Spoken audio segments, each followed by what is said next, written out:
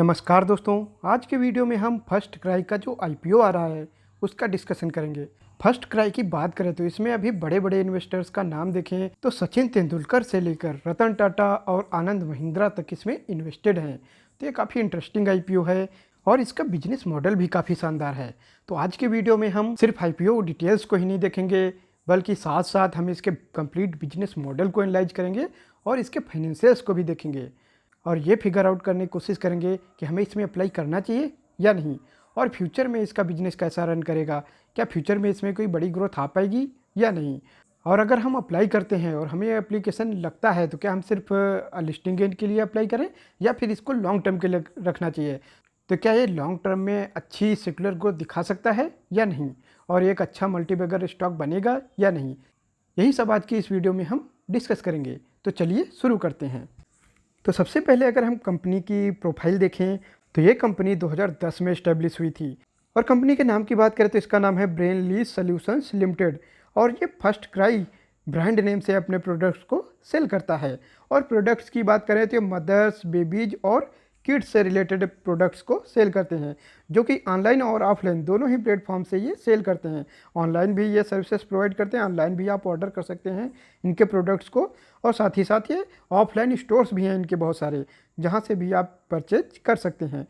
और ये company try कर रही है कि ये एक वन स्टॉप सोल्यूशंस वाला स्टोर क्रिएट कर पाए, जहाँ ये किड्स से रिलेटेड यानी कि बेबी से रिलेटेड सभी तरह के प्रोडक्ट्स को एक ही जगह पे अवेलेबल करा पाएँ। और ये कंपनी एक इन्फेंट से लेकर के यानी कि न्यू बॉर्न बेबी से लेकर के 12 साल तक के बच्चों से रिलेटेड जो भी प्रोडक्ट्स होते हैं सभी अपने स्टोर्स पे रखते हैं, like apparels, footwear, baby gear, nursery, diapers, toys, personal care, everything, सभी तरह के प्रोडक्ट्स जो बच्चों से रिलेटेड होते हैं ये अपने स्टोर्स में रखते हैं। और इनके ऐप्स की बात करें तो वहाँ भी काफ़ी अच्छे डाउनलोड्स हो चुके हैं, 127 मिलियंस टाइम्स ये डाउनलोड किया जा चुका है इनका ऐप।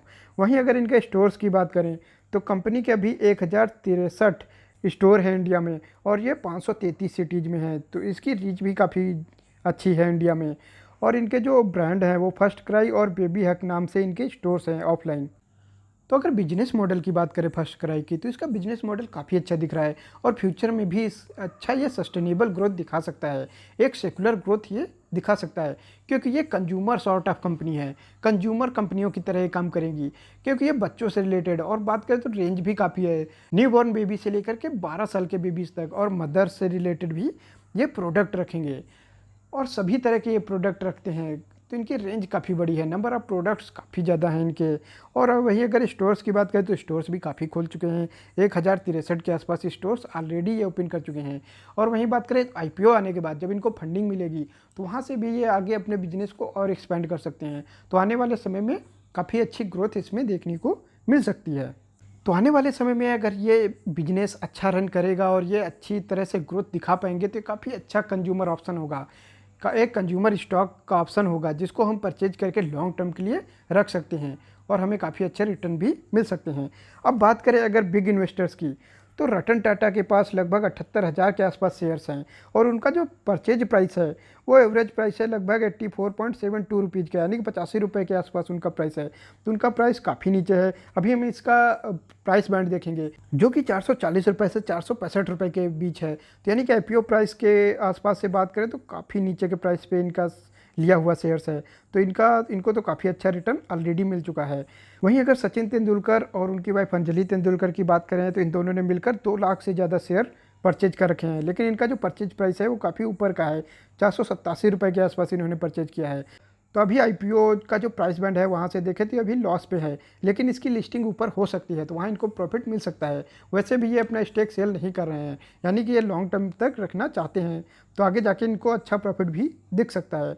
वहीं महिंद्रा एंड महिंद्रा की बात करें तो इनके पास काफ़ी बड़ा स्टेक है, 11% का स्टेक है इस कंपनी में, और ये अपना कुछ स्टेक बेच भी रहे हैं। ये ऑफर फॉर सेल में अपना कुछ स्टेक बेचेंगे। और इनके अगर प्राइस की बात करें कि परचेज प्राइस क्या है तो वो 78 रुपीज़ के आसपास है। तो वहाँ से देखें तो इनका जो इन्वेस्टमेंट था वो ऑलरेडी 6x हो चुका है, 6 गुना हो चुका है इनका इन्वेस्टमेंट।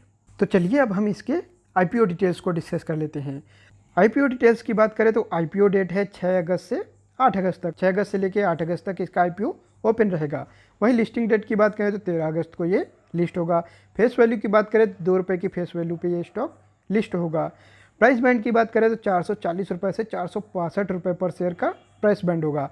लॉट साइज की बात करें तो एक लॉट में 32 शेयर्स होंगे। वहीं टोटल इशू की बात करें तो टोटल 9,01,87,690 शेयर्स इशू कर रही है कंपनी। और अगर इसके वैल्यू की बात करें तो 4,194 करोड़ का IPO लेकर आ रहे हैं। फ्रेश इशू की बात करें तो फ्रेश इशू ये 3.5 करोड़ के आसपास शेयर्स का कर रहे हैं। अमाउंट में बात करें तो 1666 करोड़ का, जो कि टोटल इशू का लगभग 40% के आसपास है। तो अगर टोटल इशू के रिस्पेक्ट में बात करें तो 40% इनका फ्रेश इशू है। और जो फ्रेश इशू है ये सीधे कंपनी के बैलेंस शीट पे जाएगा, जिससे ये कंपनी को ग्रो करने में यूज कर सकते हैं, कंपनी को एक्सपेंड करने में यूज कर सकते हैं। वही ऑफर फॉर सेल की बात करें तो यहाँ लगभग 5,43,59,733 शेयर्स हैं ऑफर फॉर सेल्स। वैल्यू में बात करें तो 2528 करोड़ का है। यहाँ लगभग 60% के आसपास इनका ऑफर फॉर सेल है। और ये जो ऑफर फॉर सेल है ये एग्जिस्टिंग इन्वेस्टर्स अपना स्टेक सेल करके निकलेंगे इससे। तो ये जो पैसा होगा ये कंपनी की बैलेंस शीट पे नहीं जाएगा, ये एग्जिस्टिंग शेयर होल्डर्स हैं जो अपना स्टेक बेच करके निकलेंगे। प्री इशू अगर टोटल नंबर ऑफ शेयर्स की बात करें तो वो 48,33,49,470 थे। जो फ्रेश इशू हो रहा है 3,58,000 शेयर्स का, वो इसमें ऐड हो जाएंगे। तो फाइनली इसके जो आफ्टर लिस्टिंग पोस्ट इशू जो इसके नंबर ऑफ शेयर्स होंगे वो होंगे 51,91,77,427। अब हम अगर फर्स्ट क्राई IPO के टेंटेटिव शेड्यूल को देखें तो इसका IPO ओपन होगा 6 अगस्त को। IPO क्लोज डेट है 8 अगस्त की। 8 अगस्त को IPO क्लोज हो जाएगा। रिफंड अगर आपको अलॉटमेंट नहीं होती है तो आपको रिफंड आ जाएगा 12 अगस्त तक। वहीं क्रेडिट हो जाएंगे अगर आपको अलॉटमेंट लग जाती है तो शेयर्स आपको 12 अगस्त को क्रेडिट हो जाएंगे आपके डिमांड में। वहीं अगर लिस्टिंग की बात करें तो 13 अगस्त को ये स्टॉक लिस्ट हो जाएगा। कट ऑफ टाइम अगर UPI मैंडेट की बात करें तो 8 अगस्त शाम 5 बजे का कट ऑफ टाइम है, उससे पहले आपको मैंडेट कर लेना है। अब लॉट साइज की बात करें तो रिटेल में मिनिमम एक लॉट के लिए आपको लगाना होगा एप्लीकेशन, जिसमें 32 शेयर्स आएंगे और इसकी वैल्यू होगी 14,880 रुपये। वहीं रिटेल में मैक्सिमम आप 13 लॉट के लिए अप्लाई कर सकते हैं, जिसमें 416 स्टॉक्स आएंगे और इसकी वैल्यू होगी 1,93,440 रुपये की। वहीं स्मॉल HNIs की बात करें तो इनको मिनिमम 14 लॉट के लिए अप्लाई करना होगा, जिसमें 448 स्टॉक आएंगे और मिनिमम वैल्यू होगी इसकी 2,08,320 रुपये। वहीं स्मॉल HNI के लिए मैक्सिमम अगर अलॉटमेंट की बात करें तो मैक्सिमम वो 67 लॉट के लिए अप्लाई कर सकते हैं, जिसमें 2,144 शेयर्स आएंगे और इसकी वैल्यू रहेगी 9,96,960 रुपये। बिग HNI की बात करें तो वो मिनिमम 68 लॉट के लिए अप्लाई कर सकते हैं, उनको मिनिमम 68 लॉट के लिए अप्लाई करना होगा। उसमें 2,176 शेयर्स आएंगे और वैल्यू की बात करें तो 10,11,840 रुपये उसकी वैल्यू होगी। अब हम अगर इस कंपनी के फाइनेंशियल्स की बात करें तो यहाँ हम पिछले 3 साल का डेटा देखेंगे कि पिछले 3 साल में इसका ट्रेंड कैसा रहा है। तो असेट्स की बात करें तो असेट्स लगातार बढ़े हैं। 6,197 करोड़ के थे 2022 31 मार्च 2022 को, जो अभी बढ़कर 7,510 करोड़ के हो चुके हैं इसके टोटल असेट्स। रेवेन्यू की बात करें तो रेवेन्यू में तो काफ़ी बढ़त देखने को मिली है 2022 से। 2022 में इसके रेवेन्यू 2,516 करोड़ के आसपास थे, जो अभी बढ़कर 6,575 करोड़ के आसपास हो गए हैं। तो यहाँ देखा जाए तो 2022 से तो काफ़ी अच्छी ग्रोथ देखी गई है, लेकिन पिछले साल देखें तो 57 से 31 करोड़ ऑलरेडी इसका रेवेन्यू हो चुका था। तो पिछले साल से तो कोई बहुत बड़ी ग्रोथ नहीं है, लगभग 14% के आसपास की ही ग्रोथ है। तो यहाँ रेवेन्यू में भी लास्ट ईयर से कोई खास ग्रोथ नहीं देखी गई है। लेकिन अब 2022 से देखें तो वहाँ 2022 से 23 तक काफ़ी बड़ी ग्रोथ देखने को मिली थी। यहाँ दोगुने से ज़्यादा इसका रेवेन्यू हो गया था। प्रॉफिट आफ्टर टैक्स की बात करें तो अभी ये कंपनी लॉस मेकिंग है, अभी ये प्रॉफिट जनरेट नहीं कर पा रही है।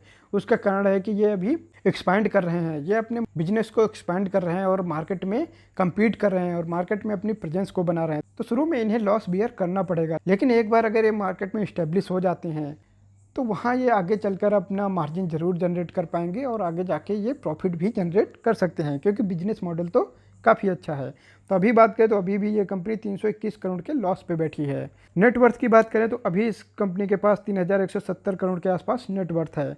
रिजर्व्स एंड सरप्लस की बात करें तो यहाँ भी अच्छा खासा अमाउंट है, 3,081 करोड़ के आसपास इनके रिजर्व्स हैं। वहीं टोटल बोरोइंग की बात करें तो बोरोइंग भी है इनके पास 462 करोड़ के आसपास। तो बोरोइंग भी ठीक ठाक है, लेकिन अभी शुरुआती स्टेज में जब इनको एक्सपैंड करना है, अपने बिजनेस को बढ़ाना है, तो यहाँ इनको डेट की ज़रूरत पड़ेगी, क्योंकि नए नए स्टोर्स खोलने हैं और ऑल इंडिया इनको अपनी प्रेजेंस बनानी पड़ेगी। तो यहाँ अभी तो इनके पास डेट है, लेकिन आने वाले समय में यहाँ ये अपनी कंडीशंस को इम्प्रूव कर सकते हैं, अपने फाइनेंशियल्स को बेटर कर सकते हैं, क्योंकि अच्छा बिजनेस मॉडल है और फ्यूचर में अगर अच्छी तरह से रन करता है, अच्छी इफिशियंसी के साथ काम करता है और आगे जाके अगर मार्जिन्स जनरेट कर पाता है तो ये कंपनी प्रॉफिटेबल भी बन सकती है और अच्छी ग्रोथ भी दिखा सकती है। तो अब अगर फाइनल कंक्लूजन की बात करें कि हमें इसमें अप्लाई करना चाहिए या नहीं, तो अगर मैं अपनी पर्सनल बात करूं तो मुझे स्टॉक काफ़ी अच्छा दिखाई दे रहा है इसके बिजनेस मॉडल के पर्सपेक्टिव से, क्योंकि बिजनेस मॉडल काफ़ी अच्छा है और ये कंज्यूमर सॉर्ट ऑफ स्टॉक है जो कि फ्यूचर में काफ़ी अच्छी ग्रोथ दिखा सकता है। तो मैं पर्सनली बात करूं तो मैं इसके बिजनेस मॉडल पे बेट लेना चाहूँगा और इस पर मैं एप्लीकेशन लगाऊंगा भी, और अगर मुझे इसमें अलॉटमेंट मिलती है तो मैं लॉन्ग टर्म के लिए रखूँगा, क्योंकि अभी लिस्टिंग गेन मिले या ना मिले, क्योंकि अभी अब इसके फाइनेंशियल्स इतने अच्छे नहीं हैं। और वहीं ग्रे मार्केट प्रीमियम की बात करें तो लगभग 20 से 21% का भी ग्रे मार्केट प्रीमियम दिख रहा है, तो लिस्टिंग गेन भी इसमें ठीक ठाक मिल सकता है। लेकिन मैं इसमें लिस्टिंग गेन के लिए अप्लाई नहीं करूँगा, मैं लॉन्ग टर्म में अच्छे बेनिफिट्स के लिए अप्लाई करूँगा, और मुझे अगर अलॉटमेंट मिलती है तो मैं इसे को लॉन्ग टर्म के लिए रखूँगा। और मेरे लिए ये एक अच्छा कंज्यूमर बेट होगा जिसमें मैं एक्सपेक्ट करूँगा कि लॉन्ग टर्म में ये अच्छा रिटर्न जनरेट करके दे सकता है। तो फर्स्ट क्राई आईपीओ का एनालिसिस आज यहीं तक रखते हैं, मिलेंगे नेक्स्ट वीडियो में किसी और स्टॉक के साथ। नमस्कार दोस्तों।